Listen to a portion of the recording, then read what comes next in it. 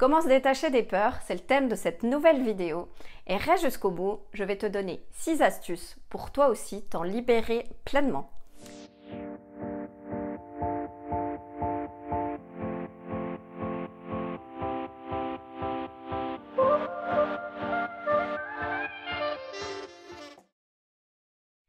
Dans un premier temps, on ira voir ce qu'est une peur, comment elle se manifeste au niveau du corps, quels sont les deux types de peurs, quels sont les dangers quand une peur est irréelle par exemple, et je vous donnerai mon expérience à travers mes peurs et comment je m'en suis libérée, et à la fin, je te donnerai 6 astuces pour toi aussi t'en libérer. Alors concrètement, qu'est-ce qu'une peur ? Donc la peur fait partie des 7 émotions de base. Par exemple, on trouve la tristesse, la peur, la colère, la joie. C'est un état émotionnel stressant et un sentiment qui accompagne la prise de conscience d'un danger. Concrètement, qu'est-ce qui se passe au niveau du corps ? Alors, l'amygdale, en même temps qu'elle va déclencher l'alarme, elle va influencer tout le reste du cerveau et en quelque sorte, elle va envoyer des informations au système moteur pour qu'il se mette en fuite. À l'hypothalamus qui va contrôler le rythme cardiaque, donc le cœur va s'accélérer. Elle va réguler le système de stress, donc le cortisol et l'adrénaline vont être sécrétés pour préparer le corps à réagir au danger. Et la tension, elle éveille, donc les paupières vont s'écarquiller, les pupilles vont se dilater. Et au niveau du corps, on peut trembler, on peut avoir les mains moites, on peut bégayer, on peut avoir une boule au ventre, on peut avoir une boule aussi au niveau de la gorge, on peut sursauter, on peut avoir envie de vomir, paniquer, être en sueur, etc., etc. Donc il existe deux types de peurs. D'un côté, les peurs réelles, lorsqu'une personne par exemple est poursuivie avec un couteau ou lorsqu'on se promène avec notre enfant et puis qu'il y a un bus qui passe et qui manque de le faucher en prenant son virage. Et il y a de l'autre côté les peurs irréelles comme les peurs du noir, les peurs du ridicule, de la solitude, de l'échec, des orages ou toutes les phobies sociales, etc. Les peurs par exemple de manquer d'argent, les peurs fabriquées en quelque sorte par notre imaginaire, mais aussi toutes les peurs qui vont être le fruit de nos mémoires transgénérationnelles, donc les mémoires de nos ancêtres, telles les phobies par exemple, ou de nos vies antérieures. Elles peuvent provenir aussi d'un manque de sécurité à la base, pendant l'enfance, ou même dû au conditionnement de la société, ou qui vont provenir des peurs ou des traumatismes de nos propres parents, ou des instituteurs, à l'école, ou de croyances limitantes de ces personnes.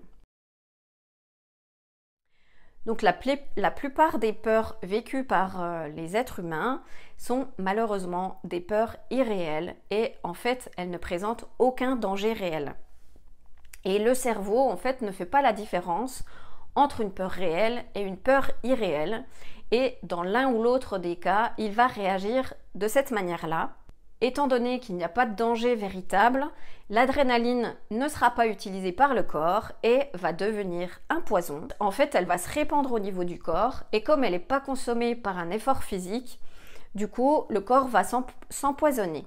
Et les glandes surrénales, plus elles vont être exploitées à des fins inutiles, elles vont se fatiguer, elles vont s'user et du coup, elles vont répondre moins bien lorsqu'il y aura un danger réel. Et le corps, comme il n'aura plus de glucose, plus d'énergie nécessaire pour répondre adéquatement au danger, c'est comme ça qu'une personne va arriver à être en panique, à devenir impuissante devant une situation qui va être dangereuse ou menaçante. Et l'imagination, en fait, chez l'être humain devrait plutôt être utilisée pour se faire du bien, et non pour se faire du mal en se créant toutes sortes de scénarios ou de peurs non fondées et surtout non conscientes. Bien sûr, ça se manifeste de manière non consciente. À travers mon expérience, en fait, quand j'étais petite, je détestais prendre la parole en public. J'étais toute rouge, j'avais les mains qui tremblaient, je perdais mes moyens. Je bafouillais, enfin c'était la cata et je ne me rappelais plus de mon texte du coup. Et à chaque fois, dès qu'il fallait lever la main pour passer au tableau, je me faisais petite, mais bien sûr, il fallait passer au tableau, donc j'y allais quand même. Mais ça a duré un petit moment, jusqu'à ce que je prenne confiance en moi et que je me fasse accompagner et que j'en sois là aujourd'hui devant vous à vous parler face caméra. Ensuite, quand j'étais enfant, mon frère, enfin plutôt adolescente, mon frère adorait me faire peur et il savait que je détestais les araignées et du coup, quand je rentrais tard le soir, il m'avait accroché à mon lustre toute une ribambelle d'araignées effrayantes. En fait, il les accrochait au lustre et quand je passais, je me prenais la tête dedans et quand j'allumais la lumière pour voir ce que c'était, j'étais tétanisée et en plus je pouvais pas crier, j'avais ma soeur à côté de moi. Donc ça m'a poursuivi un petit moment et mon frère était bidonné derrière. Et puis quand je me suis mis en appart avec mon conjoint de l'époque, bien sûr je l'ai choisi commercial et je me suis rendu compte que j'avais peur d'être toute seule, peur de la solitude et d'être toute seule quand il faisait nuit. Et pendant un petit moment, jusqu'à ce que j'aie mes enfants, en fait, ça m'a poursuivi. Et à un moment donné, je me suis dit non, c'est plus possible, il faut que je fasse quelque chose parce que ça va devenir vraiment compliqué, surtout avec les enfants, et j'allais leur transmettre mes peurs. Ensuite, un jour, je suis partie en voyage en Tunisie et il y avait beaucoup de turbulences, beaucoup de vent. Et à un moment donné, en plus, c'était un tout petit avion, pas en très bon état. Et à un moment donné, il y a eu une grosse turbulence et il est passé dans un trou d'air et il a commencé à piquer. Bon, ça n'a pas duré longtemps, mais juste assez pour me filer une frousse terrible et en avoir une phobie de l'avion.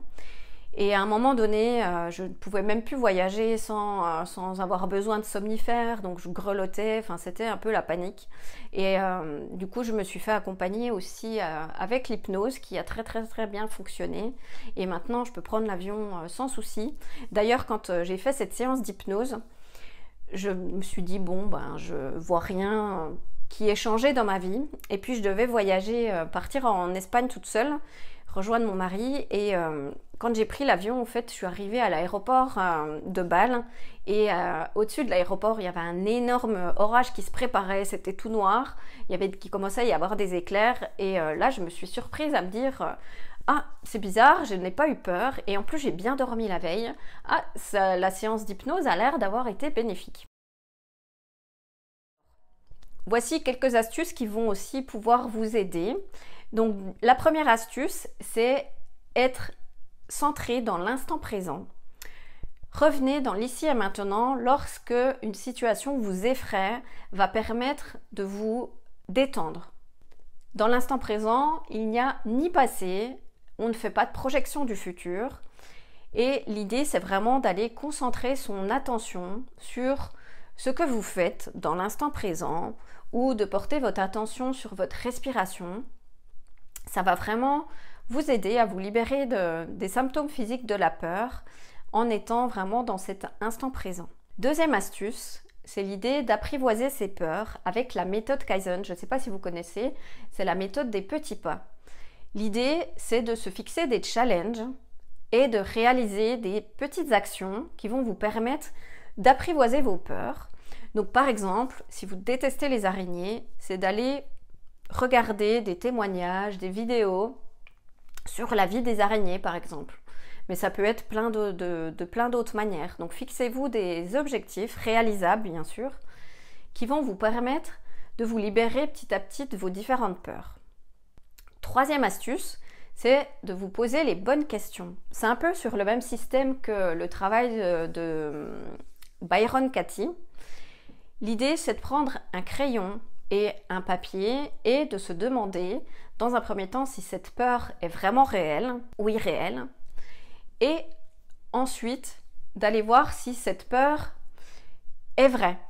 Ensuite, comment je réagis face à cette peur qui est réelle? Est-ce que je fuis? Est-ce que je tremble? Et qu'est-ce qui se passe quand tu crois que cette peur est réelle ou irréelle? Et en dernier, qui serais-tu sans cette peur et que ferais-tu? Par exemple, est-ce qu'on pourrait penser de moi que je suis nulle quand je parle en public, par exemple? Quatrième astuce, les fleurs de Bach, au service des peurs et des phobies ou des angoisses.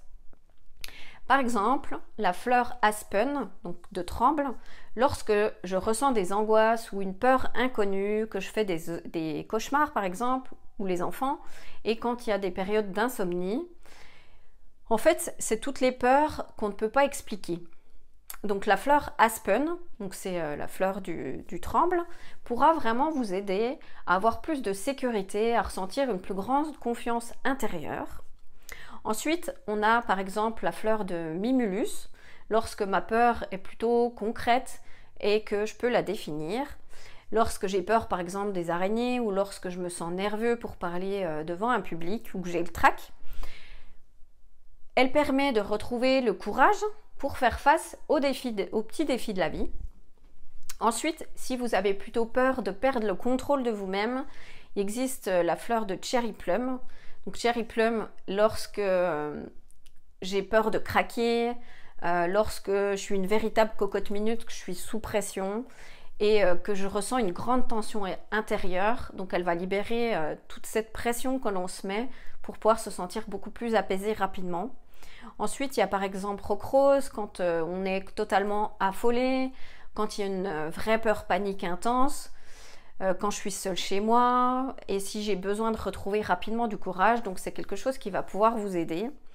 Et Red Chestnut, donc le marronnier rouge, si par exemple vous avez peur pour vos enfants, c'est vraiment une fleur qui va vous permettre d'avoir plus confiance aux capacités de vos enfants et puis elle va vous libérer de tous ces schémas, de tout cet imaginaire qu'on va mettre en place catastrophique au niveau de vos enfants et puis leur faire davantage confiance pour réaliser leur propre challenge. Ensuite, faites-vous accompagner. Donc par exemple, on retrouve les techniques comme l'EFT, Emotional Freedom Technique. Donc c'est une technique de tapping. En fait, on vient taper sur les méridiens pour aller libérer les symptômes de la peur.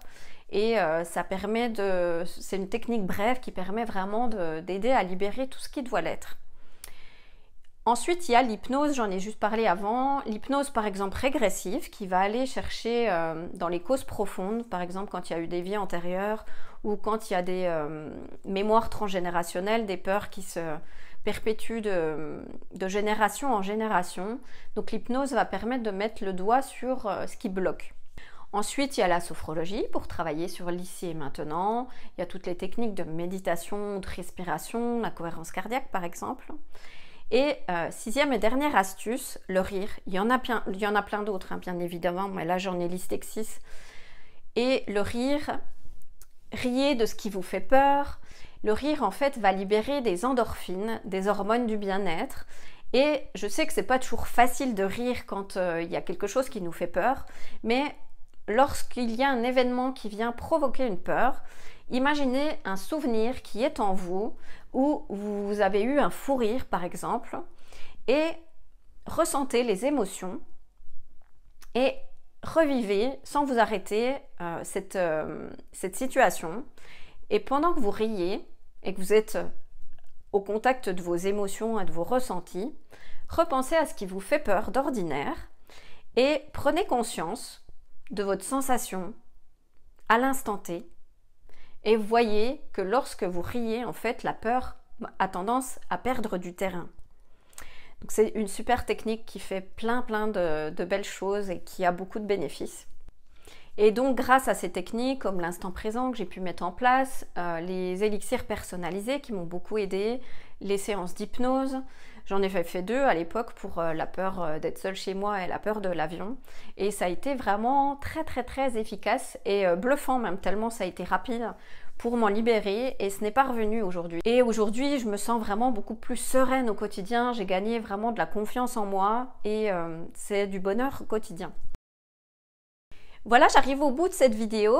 N'hésitez pas à me partager en commentaire vos peurs ou les astuces que vous avez mis en place vous aussi pour vous libérer pleinement de vos peurs. En tout cas, un grand merci de m'avoir écouté jusqu'au bout. Je vous dis à la semaine prochaine pour un thème sur la confiance en soi. Donc dimanche, rendez-vous à 8 h pour une nouvelle vidéo qui sera mise en ligne. Donc vous la regardez à l'heure que vous voulez, bien évidemment. Et moi, je vous souhaite une très belle journée et je vous dis à la semaine prochaine. Prenez soin de vous.